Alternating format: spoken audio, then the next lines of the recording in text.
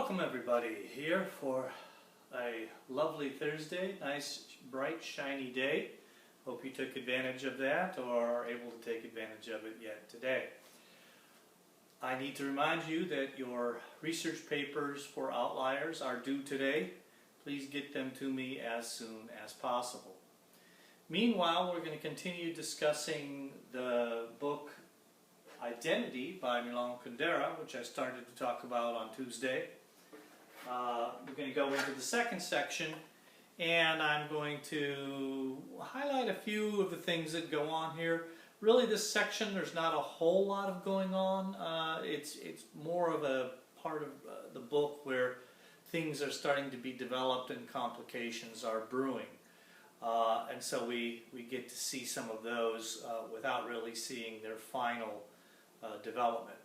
Again, let me remind you, I do not have the paper assignment up yet because I don't want to color the way that you're reading this book, because how you read it is very important to how you come to understand the paper topic.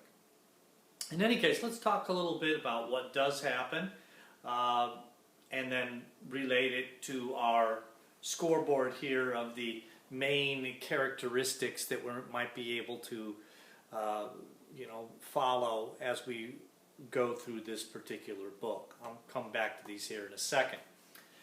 The second section basically starts off with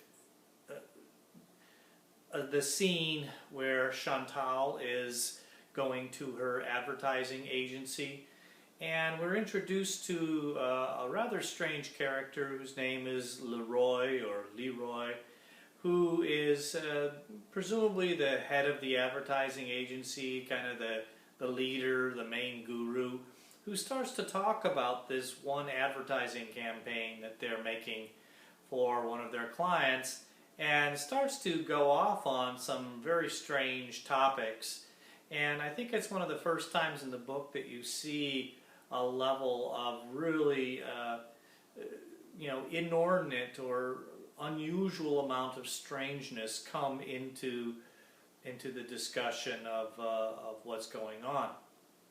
And because he starts to talk about, people's sex lives and the family and about kissing and how the baby's saliva is so important to this whole scene, and it's then, how saliva is what connects all of us together, and that they're aiming for the mother's saliva to be this main metaphor that will be attractive for people so that they will buy their client's product.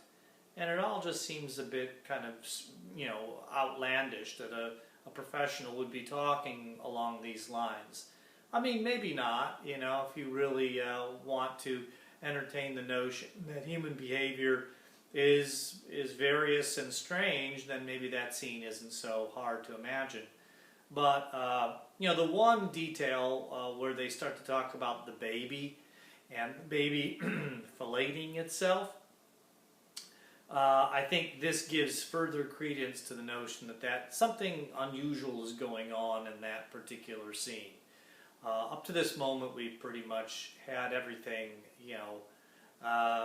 that has gone on as, expected. But that scene, things change for us a little bit. So keep your eye on that scene as we move forward.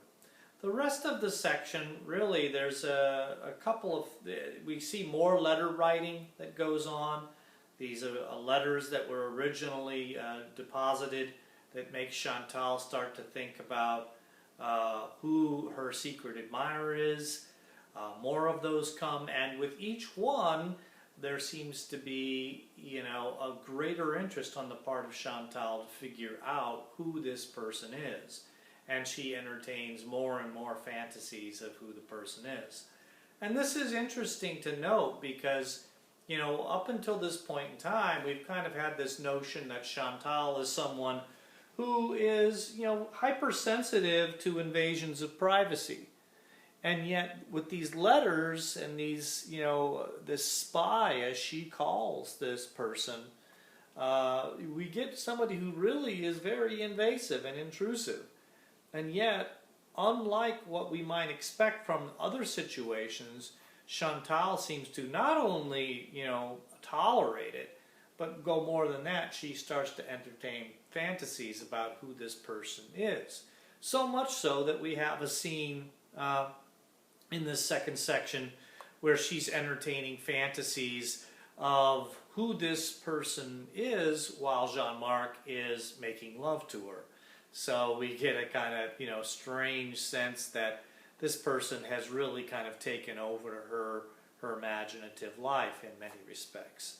Not necessarily what we would expect, all right? But then again, here, one of the other things we kind of overlooked in the past section is that she is someone who seems to embody contradiction. One moment she's one thing, one moment she's another. You get the best sense of that when she talks about who she hires from, at the advertising agency. One time she picks somebody she likes, one time she picks somebody who can do the job.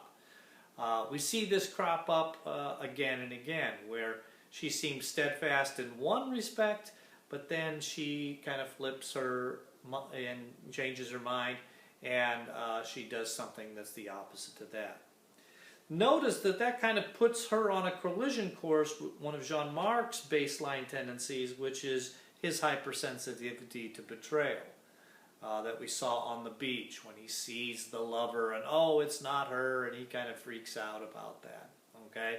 And about his situation with F, his friend, who betrays him, but, who he, kind of comes to understand that it wasn't as much of a betrayal as he might have thought. Yet we get a sense that he's very concerned about who's being true and who's being a real, honest-to-goodness friend, or who is somebody who might be an enemy and betray him. We see him discuss this and think about this when he's thinking about his past, how he learned, how he was in medical school. He kind of washes out with that because he kind of doesn't have any great level of comfort dealing with cadavers, and when he's in the dissection part of medical school, he kind of freaks out and loses his will and loses his nerve. Later on, we find out that once he washes out of medical school, he becomes a ski instructor, and that puts him real on the path to meeting Chantal and where they are at that particular moment. So that's another detail that comes up. But from that, you start to see Jean-Marc's continued obsession with his career and his place in society, and whether he's a success or a failure. That seems to be something that he comes back to on several different occasions. So just like with betrayal. So it starts to be something that he's, very concerned with. And as I would say, it forms a kind of baseline for his character. The one other thing I'll talk about is the introduction of this character Britannicus, who we'll see crop up later on. But presumably he's this guy who's a kind of flamboyant playboy that Chantal has some, altercation with. It's unclear what goes on, where he pays for her to be escorted by him and for her service to be part of his court. We learn that he's something of an orgiast and, has maybe other aspects of his character and reputation that are more questionable, more dubious.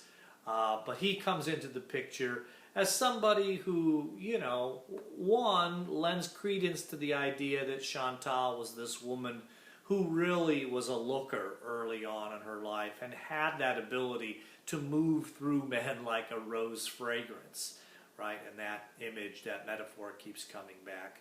But also, we get a sense from Britannicus that there's a kind of sordid side that lurks underneath all of that, which we'll see play out again later on. So that's primarily what happens in the second section. Keep reading, look at the details, look at these aspects, the baseline aspects of the characters. You might find things that are entirely different than what I have on these lists, on this list, that's fine. If you want to develop those in your own way for the paper, we'll talk about, well, I guess we won't talk about it, but you could feel free to do that. I'm just pointing these things out because these are things that I think oftentimes people gravitate towards when they finally sit down to work through the rough draft of their paper for this particular novel. That's it for today. We'll see you next week on Tuesday. Take care.